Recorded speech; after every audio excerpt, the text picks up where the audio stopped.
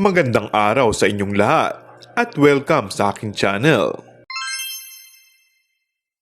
Walang plano si Kim Chiu na iwan ng Pilipinas at magsimula ng acting career sa ibang bansa. Nang makapanayam siya ng entertainment press, ay ibinahagi nga niya kung gaano siya ka-proud sa kanyang mga naging experiences sa Taiwan. Matapos kasi ang nasabing event, ay may balita na may offer nga ang aktres na gumawa ng proyekto abroad.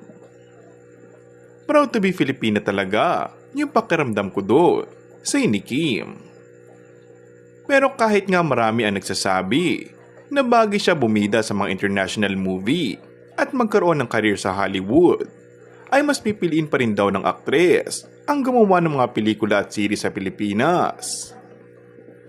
Kahit hindi nanalo sa Content Asia Awards 2024, ay naging masaya pa rin si Kim Chiu sa kanya naging experience sa event na yun sa Taipei, Taiwan.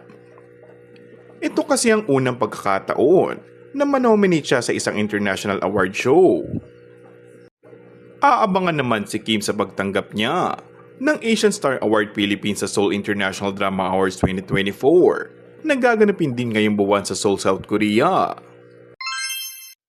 And that's all for our today's video. Kung bago ka lang sa aking channel ay mag-subscribe at pindutin na rin ang notification bell. Maraming salamat!